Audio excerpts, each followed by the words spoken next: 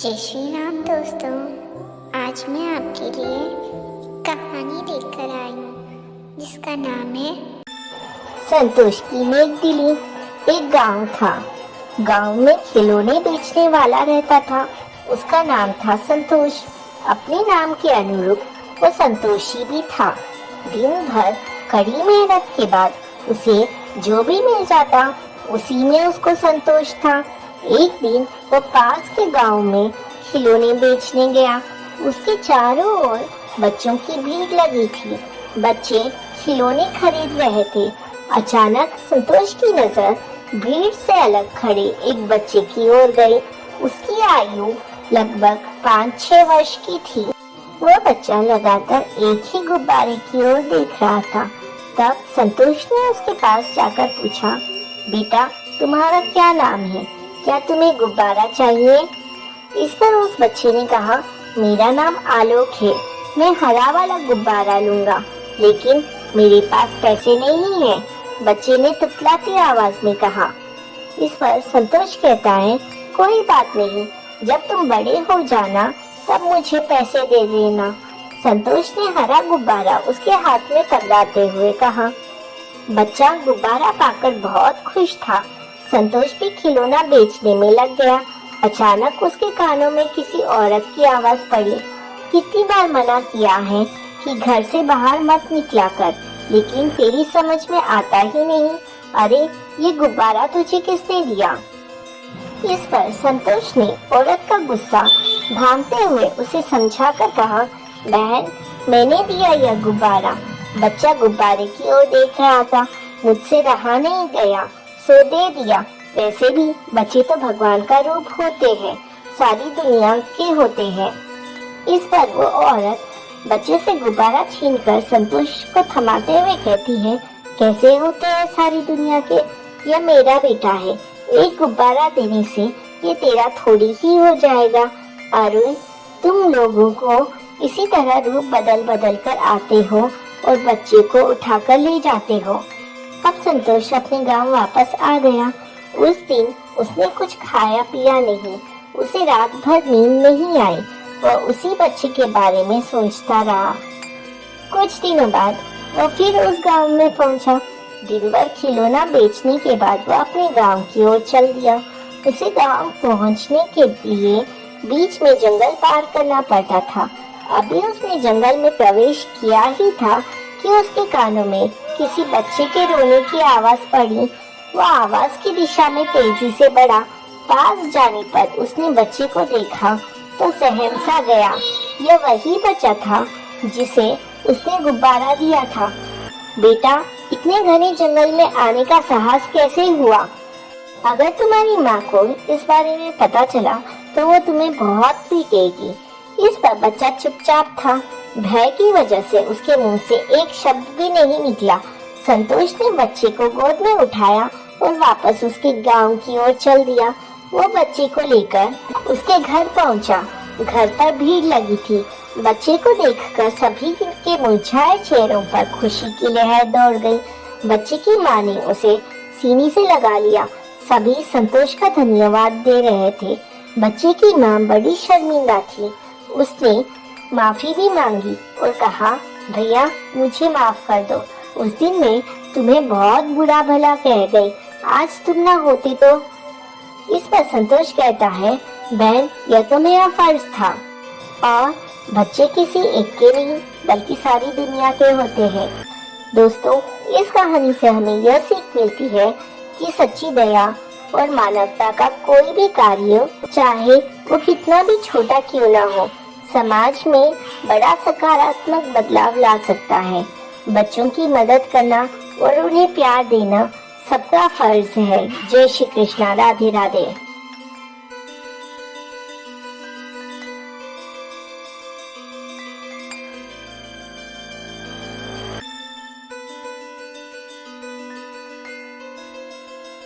जय श्री कृष्णा दोस्तों।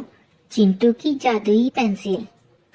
चिंटू एक नटखट और शरारती लड़का था। उसकी पेंटिंग क्लास में हमेशा सबको हंसी आती थी क्योंकि वो हर बार कुछ न कुछ गड़बड़ कर देता था।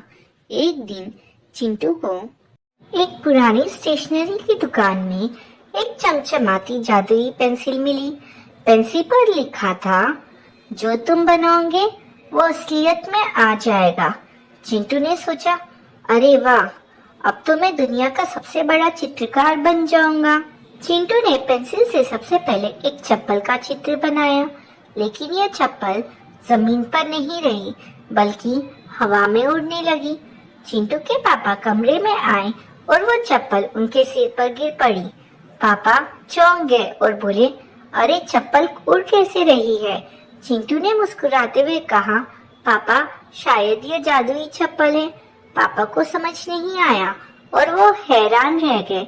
चिंटू हंस हंस कर लोटपोट हो गया। चिंटू को भूख लगी थी एक दिन, तो उसने पेंसिल से बिस्किट का चित्र बनाया। बिस्किट असली हो गई और वो खुश होकर खाने वाला ही था कि तभी एक कुत्ता प्रकट हुआ और बिस्किट को उठाकर भाग गया। चिंटू ने सोचा, ये क्या हुआ? बिस्किट तो मेरे लिए थी। कुत्ता दूर से हंसते हुए भौंकने लगा, मानो कह रहा हो, धन्यवाद चिंटू, स्वादिष्ट बिस्किट के लिए। ऐसे ही कुछ दिन बीत गए।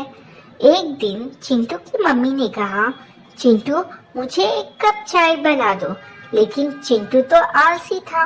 उसने पेंसिल से एक चाय का कप बना दिया। कप अचानक उबलने लगा और चाय हर तरफ फैल गई। तभी चिंटू की मम्मी ने उसे डांटते हुए कहा, अरे ये क्या हो रहा है? चिंटू ने झट से कहा, मम्मी यह तो जादुई चाय है जो खुद ही तैयार हो जाती है। इस पर मम्मी नाराज होकर बोली, चिंटू मुझे तुम्हारी यही बात अच्छी नहीं दिखती। हर वक्त शरारत करते हो और ना जादू का डाल देते हो। अगले दिन चिंटू अपनी जादुई पेंसिल स्कूल ले गया। उसकी दोस्त पिंकी ने कहा, चिंटू मेरे लिए एक सुंदर तितली बना दो।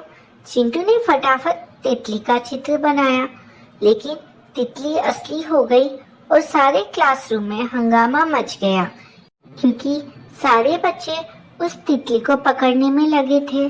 जब टीचर ने यह सब देखा तो टीचर ने उसे बहुत गुस्सा किया और कहा, ये सब क्या हो रहा है? इस पर चिंटू ने मासूमियत से कहा, टीचर जी ये तो तितली ने खुद ही शरारत कर दी। टीचर ने चिंटू को पेंसिल देखी और समझ गई कि ये साधारण पेंसिल नहीं है। उन्होंने चिंटू से वो पेंसिल ली और कहा, चिंटू इस जादुई पेंसिल का इस्तेमाल तुमने शरारत करने के लिए किया है, इसलिए तुम्हारे सारे कामों में गड़बड़ हो रही है।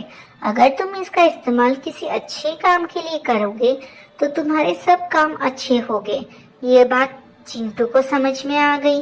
चिंटू को ये बात समझ में आ गई, इसलिए उसने अपनी टीचर से माफी मांगी और चिंटू ने सोचा कि अब वह अपनी जादुई पेंसिल से कुछ अच्छा बनाएगा। उसने एक सुंदर पेड़ का चित्र बनाया और पेड़ असली हो गया। उस पेड़ पर कई रंग बिरंगी चिड़ियां का आकार बैठ गई। बच्चों ने तालियां बजाई और चिंटू को कहा, तुमने इस बार बहुत अच्छा काम किया है। दोस्तों, इस कहानी से हमें यह सीख मिलती है कि जादू का इस्तेमाल सिर्फ शरारत करने के लिए नहीं, बल्कि दूसरों की मदद के लिए और खुशी लाने के लिए भी किया जा सकता है। अब चिंटू अपनी जादुई पेंसिल से मजेदार और सुंदर चित्र बनाता, जिससे सभी खुश हो जाते। जय श्री कृष्णा, राधे राधे।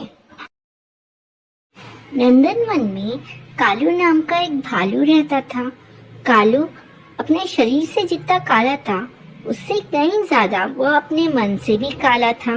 वो लोगों को अपनी चिकनी चुपड़ी बातों में फंसाकर उन्हें चट कर जाता था, खास करके छोटे जानवरों को।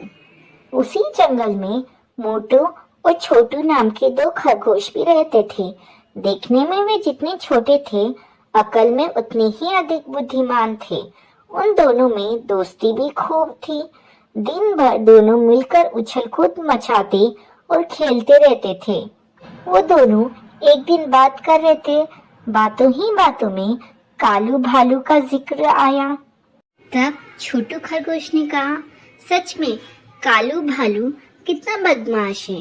वो कितना मासूम लोगों का फायदा उठाकर उन्हें चट कर जाता है, खास करके छोटे जानवरों को। और जब हमें पता है कि वो ऐसा है तो फिर भी हम क्यों उसकी चिकनी चुपड़ी बातों में आ जाते हैं। हमें उस कालू भालू को सबक सिखाना चाहिए।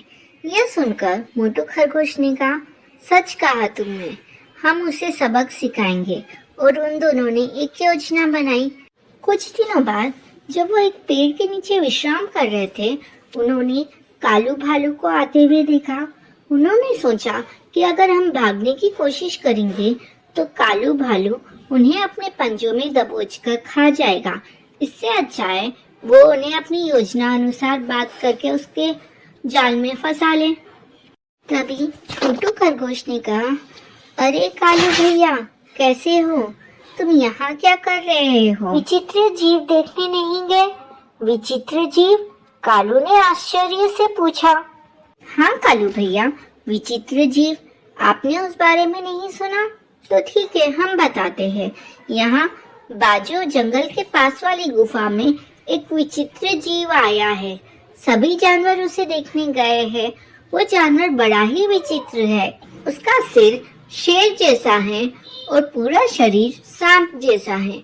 सभी जानवर वहाँ उस विचित्र जीव को देखने जा रहे हैं। आप भी जाइए।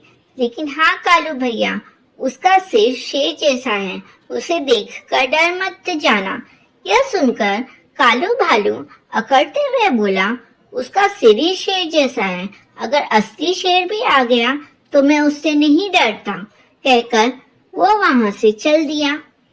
कालू भालू सारे रास्ते उस विचित्र जीव के बारे में ही सोचता रहा। वो छोटू और मोटू खरगोश की बातों में आ गया।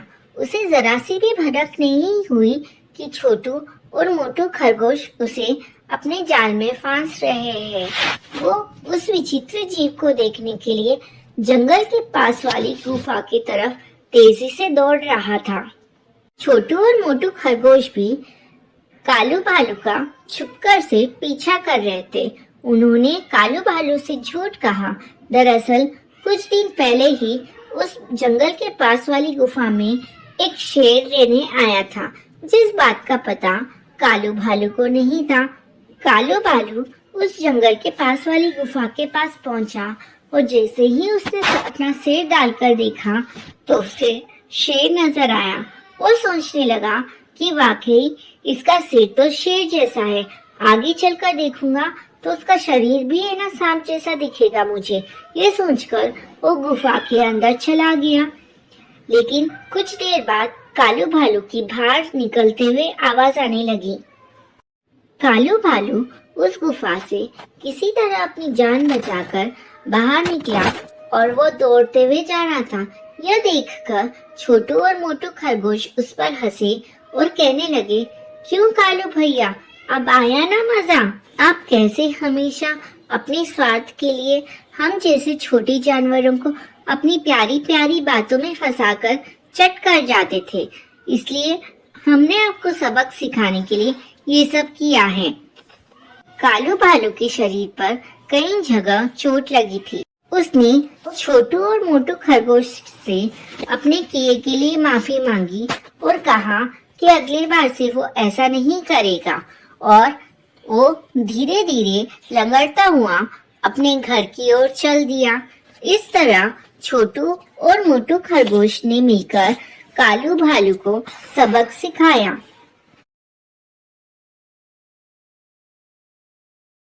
मूर्ख राजा। एक नगर में सूरज सिंह नाम का राजा राज करता था। राजपाट उसे विरासत में मिला था। राजा दिन रात अपने ऐशो आराम में लगा रहता था, जिसके कारण उसके मंत्री उसका खजाना धीरे धीरे खाली करते चले जा रहे थे और राजा को इसके बारे में कुछ पता नहीं था। राजा के एक पिता के पुराने रसोइये पांडुरंग, जो बहुत ईमानदार थे, वे इस बात से बहुत दुखी थे कि कैसे इस नगर को बर्बाद होने से बचाया जाए। वो दिन रात यही सोचते रहते थे। एक दिन वे अपने घर पर इसी बात पर चिंता कर रहे थे। तभी उनकी बेटी, जिसका नाम सुलक्ष्मी था, वो अपने पिता की परेशानी पूछ बैठी। पांडुरंग ने पूरी बात अपनी बेटी को बता दी। सुलक्ष्मी ने अपने पिता को एक उपाय बताया, जिसे सुनकर पांडुरंग बहुत खुश हुए। अगले दिन वे राजा सूरत सिंह के सामने गए और उनसे कहा, महाराज, आज आपके लिए जो खाना बनने वाला है उसमें किसी प्रकार की कोई भी मसाले नहीं होंगे। राजा को चटपटा खाना बहुत पसंद था।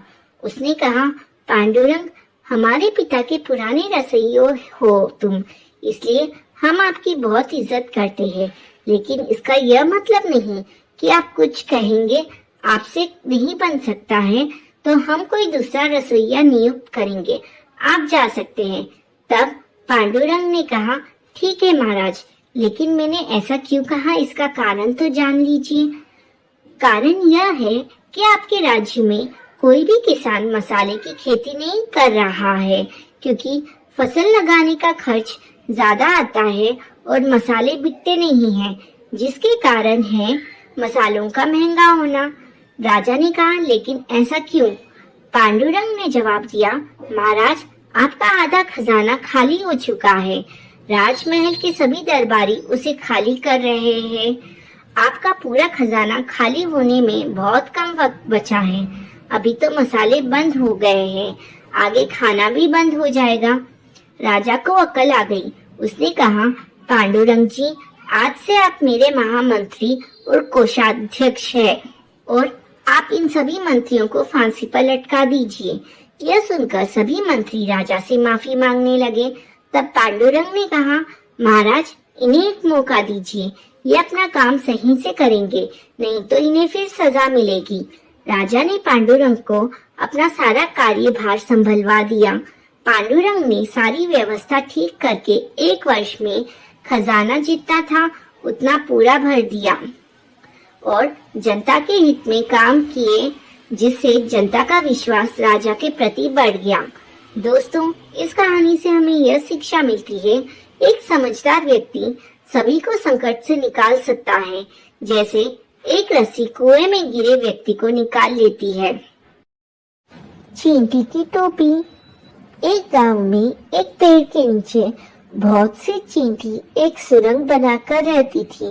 उनकी रानी चींटी बहुत शान से रहती थी। बाकी सभी चींटियां भी उनको बहुत ध्यान रखती थी। वे उनके लिए खाना लाती थी। एक दिन रानी चींटी अपनी सुरंग के बाहर घूम रही थी। तभी उसने देखा एक छोटा सा बच्चा सिर पर टोपी लिए घूम रहा है। रानी चींटी कहती है, तुम सभी चींटियां सुन लो, मुझे एक सुंदर सी टोपी चाहिए। गांव के दर्जी से पूछकर आओ, क्या वो मेरे लिए टोपी बना देगा? यह बात सुनकर कुछ चींटियां दर्जी से पूछने जाती है। तब दर्जी कहता है कि वो टोपी बना लेगा, लेकिन अपनी रानी चींटी के सिर का नाप लेकर आना है तुम्हें। चींटियां वापस आकर रानी चींटी को सारी बात बताती है। तब रानी चींटी कहती है, उससे कहो वो कल मेरा नाप लेने आए। इस पर दर्जी मना कर देता है, क्योंकि उसके पास इतना छोटा फीता नहीं था। रानी चींटी यह बात सुनकर उदास हो जाती है। उसे देखकर बाकी सारी चींटियां भी परेशान हो जाती है। फिर वे एक ऐसे दर्जी की तलाश में जाती है जो रानी चींटी के लिए हैट बना सके, लेकिन उन्हें कोई नहीं मिलता। इधर रानी चींटी को कुछ नहीं अच्छा लग रहा था। वो खाना भी कम खा रही थी। वो दिन भर अपनी सुरंग में आईने के सामने बैठी रहती और कहती, काश कोई मेरे लिए सुंदर सी टोपी बना दे। वहीं पास में दूसरे बिल में एक चूहा रहता था। वो रानी चींटी की बात सुन लेता है। चूहा उसके पास जाता है और कहता है, बहन चिंता मत करो, मेरी पत्नी तुम्हारे लिए टोपी बना देगी। यह सुनकर रानी चींटी बहुत खुश हो जाती है। इधर चूहा अपनी चूहिया से इस बारे में बात करता है।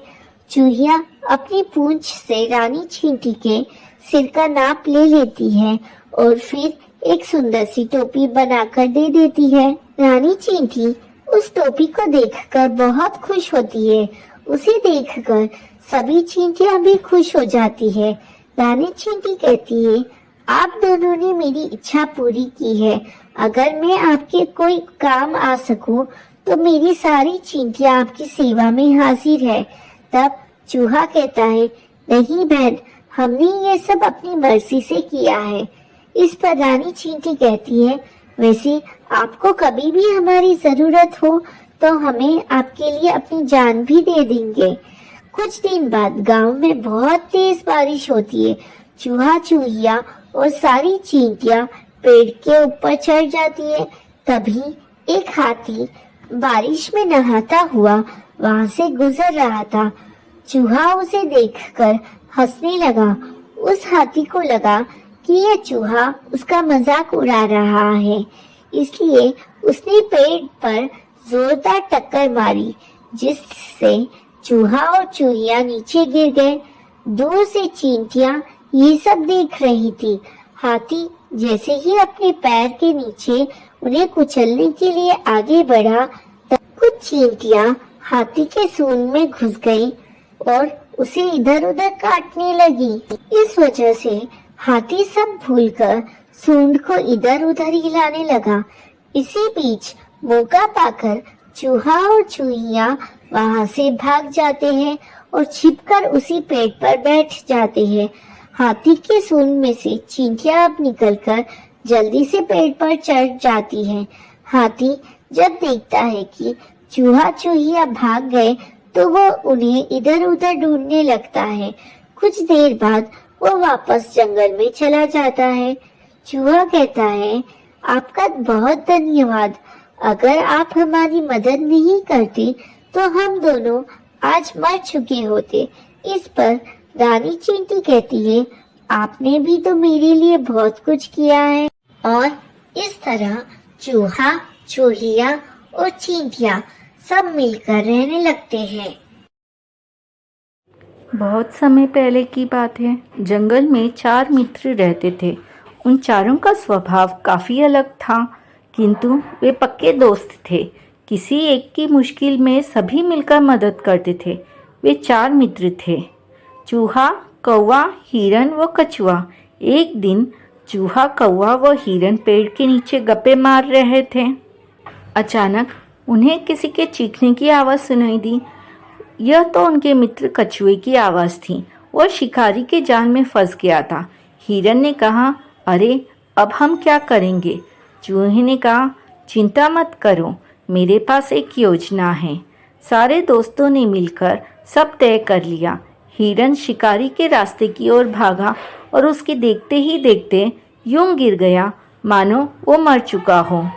इसी दौरान कौवा वहां पहुंचा और हिरन का मांस नोचने का दिखावा करने लगा। शिकारी जाल उठाकर कछुए को उसमें लेकर घर की तरफ जाने ही वाला था कि उसकी नज़र ज़मीन पर पड़े उस हिरन और कौवे पर पड़ी। वह मृत हिरन को देख झूम उठा और कहने लगा, वाह, यहाँ तो हिरन मरा पड़ा है। इसका स्वादिष्ट मांस तो कई दिनों के लिए काफ़ी होगा। उसने वो कछुआ वाला जाल नीचे रखकर हिरन के पास गया। तभी झाड़ियों के पीछे चूहे ने आकर जाल कुतर दिया। वो कछुए को आज़ाद कर दिया। फिर वो कछुआ धीरे धीरे चलकर झाड़ियों के पीछे छिप गया। कौवे ने कछुए को आज़ाद देखा तो ज़ोर से काँव काँव करके उड़ गया। हिरन भी उठकर तेज़ी से दौड़ा। शिकारी उसे भागता देख सन्न रह गया। वह मन मसोसते हुए कछुए के पास लौटा तो वहाँ कुतरे जाल के सिवा कुछ नहीं था।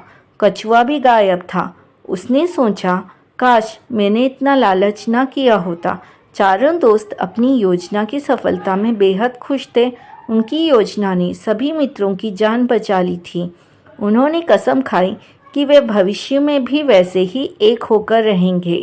बच्चों, इस कहानी से हमें यह शिक्षा मिलती है कि एकता में बहुत ताकत होती है। अगर हम सब एक होकर काम करें तो वो काम ज़रूर सफल होता है। एक जंगल में एक शेर रहता था। उस शेर का एक दोस्त था, चूहा। एक बार शेर जंगल में एक पेड़ के नीचे बैठकर आराम कर रहा था। तभी उसके पैर में उस चूहे ने काट दिया। शेर को बहुत गुस्सा आया। शेर ने कहा, तेरी मौत आई है क्या, जो आज जंगल के राजा के पैरों में काट रहा है? चूहा कहता है, दम है तो मुझे पकड़ के दिखा। शेर चूहे के पीछे दौड़ लेता है। दौड़ते दौड़ते बहुत दूर जाने पर चूहा कहता है, रुको शेर भाई। तब शेर कहता है, क्यों, क्या हुआ? निकल गई सब हेकड़ी? मरना ही था तो मुझे इतना क्यों दौड़ाया?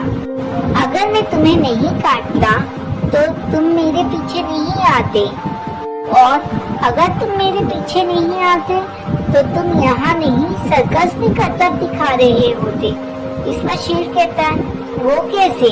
चूहा कहता है, वो देखो, सर्कस वालों ने जाल बिछाया था। शेर ने कुछ दूर वापस आकर देखा तो सचमुच सर्कस वाले जाल बिछाकर बैठे थे। यह देखकर शेर कहता है, चूहे भाई, तुमने अपनी जान जोखिम में डालकर मेरी जान बचाई है। आज से तुम मेरे दोस्त हो। इस पर चूहा कहता है, ठीक है, लेकिन मेरी एक शर्त है। ये बात तुम किसी को नहीं बताओगे, नहीं तो जंगल के सारे जानवर तुम्हारी हंसी उड़ाएंगे। इस पर शेर कहता है, ठीक है, लेकिन तुम जब भी किसी मुसीबत में हो तो मुझे बुला देना। चूहा कहता है, ठीक है, अब मैं चलता हूँ। इधर शेर उन शिकारियों पर हमला कर देता है। पीछे से हुए हमले से डरकर वे भाग जाते हैं। शेर और चूहे की दोस्ती अब पक्की हो गई। ऐसे कई दिन बीत गए। एक दिन चूहा अपने बिल में आराम कर रहा था। तभी शेर ने उसे आवाज दी। शेर की आवाज सुनकर चूहा बाहर आया और शेर उससे कहता है, चलो भाई, आज जंगल में घूमने चलते हैं। चूहा कहता है, चलो। दोनों घूमने चल देते हैं। रास्ते में चूहे को एक बिल्ली नजर आती है। चूहा डर के मारे शेर के पैरों के नीचे से चलने लगता है।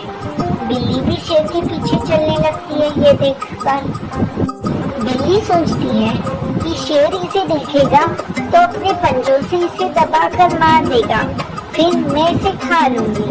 बिल्ली को शेर के पीछे जाता देख एक कुत्ता पीछे पीछे चल देता है। बिल्ली चूहे को खाएगी, मैं बिल्ली को खा जाऊंगा। यह सोचकर कुत्ता भी उसके पीछे चल देता है। कुछ और आगे जाने पर एक सियार तीनों को देखता है तो वो भी यह सोचता है कि चलो, शेर के जाने के बाद मैं इन तीनों को खा जाऊंगा। उनके कुछ दूर आगे जाने पर मगरमच्छ पीछे पीछे आने लगता है। ये सोचता है, अगर सियार सबको खा जाएगा तो मैं इसकी टांग पकड़कर पानी में ले जाकर आराम से इसे खा जाऊंगा। इसी तरह इनको चलता देख हाथी सोचता है, लगता है शेर के डर से सब उसके पीछे चल रहे हैं, मुझे भी चलना चाहिए, शायद कहीं सभा होने जा रही है। इस तरह हाथी भी पीछे चल देता है। उनके पीछे इसी तरह पूरे जंगल के जानवर चलने लगते हैं। आगे चलते चलते नदी आ जाती है। शेर और चूहा वहाँ बैठकर विश्राम करने की सोचते हैं नदी किनारे। जब शेर पलटकर देखता है तो पूरे जंगल के जानवर उसका पीछा कर रहे थे। यह देखकर वो कहता है, अरे तुम सब हमारे पीछे क्यों आ रहे हो? सभी जानवर अपना अपना कारण बता देते हैं। शेर और चूहा दोनों हंसने लगते हैं। शेर कहता है, एक चूहे को खाने के लिए इतने बड़े जानवर लाइन लगाकर बैठे हैं। ये चूहा तो मेरा दोस्त है, खबरदार किसी ने इसकी तरफ आंख उठाकर देखा तो। इस पर चूहा कहता है, शेर भाई रहने दीजिए, मैं तो अपने बिल में ही अच्छा था। तब शेर कहता है, नहीं, आज से तुम कहीं भी घूमो, अगर इस चूहे को कुछ भी हुआ तो मैं इस जंगल के सभी जानवरों को खा जाऊंगा।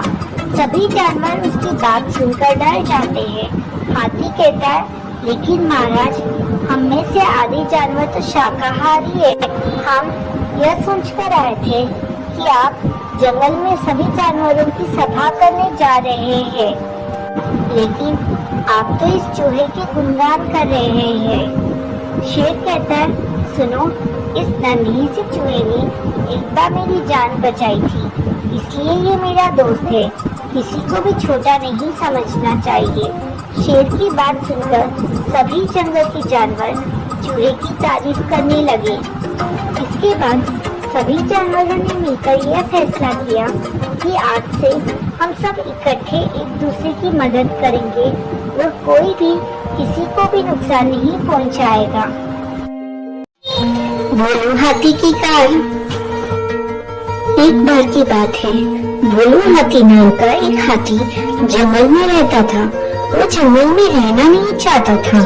जंगल के पास से जो रास्ता गुजरता था उस पर वो सुंदर और चमकीली कारों को आते जाते देखता था। उसका बहुत मन करता था कि उसके पास भी एक कार होनी चाहिए। एक दिन वो जंगल के पास वाले रोड के पास खड़ा था, तभी उसके पास में एक कार आकर रुकती है। कार में 2 लोग सवार थे। उनकी गाड़ी खराब हो जाती है। गाड़ी को खोलकर ठीक करने की कोशिश करते हैं वो लोग, लेकिन वो ठीक नहीं हो पाती है। तभी उन्हें एक हाथी नजर आता है। वो उसे देखकर डर जाते हैं, लेकिन तभी भोलू उनके सामने आ जाता है। वो धीरे धीरे चलकर पूरी गाड़ी को चारों ओर से देखता है। फिर वो उन दोनों को उसमें बैठने के लिए इशारा करता है। दोनों भोलू हाथी का इशारा समझ जाते हैं और समझकर उसका इशारा गाड़ी में जाकर बैठ जाते हैं। उसके बाद भोलू गाड़ी को अपनी सूंड से धक्का देने लगता है। वो धीरे धीरे उन्हें जंगल के उन्हें निकाल देता है। पास ही में गाड़ी ठीक करने की गैरेज थी। दोनों उतरकर हाथी से कहते हैं, आपने हमारी बहुत मदद की। हम आपके लिए क्या कर सकते हैं? क्या आपके लिए केला ला दे? यह सुनकर भोलू गाड़ी के चारों ओर घूमने लगता है और गाड़ी पर बार बार सूंड मारने लगता है। उन दोनों में एक सेठ जी ने और दूसरा उनका नौकर था। सेठ जी कहते हैं, तुम्हें यह कार चाहिए क्या? यह सुनकर भोलू हाँ में सूंड हिलाने लगता है। सेठ जी भोलू से कहते हैं, तुम जाओ, बहुत जल्दी हम ये गाड़ी तुम्हें देने आएंगे। भोलू मुड़कर जंगल की ओर वापस चला जाता है। तब सेठ जी का नौकर कहता है, ये क्या कर रहे हो सेठ जी? वो कौन सा हमें पकड़ लेगा? बेकार ही इतनी महंगी गाड़ी उसे दे रहे हैं। सेठ जी ने कहा, अगर वो चाहता तो हमसे ये गाड़ी छीन भी सकता था, लेकिन उसने ऐसा नहीं किया। उसने हमारी मदद की है। यह कहकर सेठ जी गैरेज में चले जाते हैं। वहाँ के इंजीनियर को कुछ समझाते हैं। इसी तरह कई दिन बीत जाते हैं। एक दिन भोलू नदी के किनारे पानी पी रहा था, तभी उसे गाड़ी का हॉर्न सुनाई दिया। भोलू दौड़कर रोड पर आया तो देखा सेठ जी गाड़ी के साथ खड़े थे। उन्होंने गाड़ी को लंबा करा दिया था और एक बड़ा सा गेट लगवा दिया था, जिससे भोलू उसमें चढ़ सके। आगे 2 बड़े बड़े डिब्बे जैसे रबर के बटन लगा दिए। पैर के आगे पीछे करने से गाड़ी चलने लगती है, क्योंकि ये पैर के पेडल थे। सेठ जी ने गेट खोला। भोलू उसमें जाकर बैठ गया। अब वो पैर आगे पीछे करने लगा, जिससे धीरे धीरे गाड़ी चलने लगती है। जैसे ही गाड़ी चालू होती है, भोलू को बहुत मजा आता है। वो गाड़ी को रोककर उससे नीचे उतरकर जमीन पर बैठकर सेठ जी के पैरों को सूंड से छूता है, जैसे वो सेठ जी को धन्यवाद दे रहा हो। तब सेठ जी उसे बहुत प्यार करते हैं। फिर वे कुछ दूर खड़ी अपनी गाड़ी में बैठकर चले जाते हैं। इस तरह भोलू का कार चलाने का सपना पूरा हो जाता है। सच्चा दोस्त। एक घने जंगल में एक हिरन और खरगोश बहुत अच्छे दोस्त थे। हिरन का नाम था चंचल और खरगोश का नाम था बुद्धू। चंचल अपनी तेजी और सुंदरता के लिए जाना जाता था, जबकि बुद्धू अपनी चतुराई के लिए। ये दोनों रोज जंगल में खेलते और एक दूसरे का साथ बहुत एंजॉय करते थे। एक दिन जब वे खेल रहे थे, एक शिकारी ने चंचल को देखा और उसे पकड़ने की योजना बनाई। शिकारी ने सोचा कि चुपके से चंचल के पास जाल बिछाया जाए और उसे पकड़ लिया जाए, और ऐसा किया उसने। चंचल जाल में फंस गया और बहुत डर गया। उसने बुद्धू को मदद के लिए पुकारा। बुद्धू ने देखा कि चंचल मुसीबत में है और उसने तुरंत एक योजना बनाई। वो शिकारी के पास गया और उसे दूसरी दिशा में भटकाने लगा। बुद्धू ने शिकारी को दूर एक और हिरन के होने का झूठा विश्वास दिलाया। शिकारी बुद्धू के झांसे में आ गया और उस दिशा में चला गया। इस बीच बुद्धू ने चंचल को जाल से मुक्त कर दिया। जब शिकारी वापस आया तो उसने देखा कि चंचल जाल से गायब है। वो बहुत गुस्से में था, लेकिन उसे कुछ समझ नहीं आया। उधर चंचल और बुद्धू जंगल की गहराई में भाग गए और सुरक्षित हो गए। इस घटना के बाद चंचल और बुद्धू की दोस्ती और भी मजबूत हो गई। चंचल ने बुद्धू की चतुराई और साहस की बहुत प्रशंसा की। बुद्धू ने चंचल से कहा, दोस्ती में सबसे बड़ी बात एक दूसरे की मदद करना है और मैं हमेशा तुम्हारे साथ हूँ।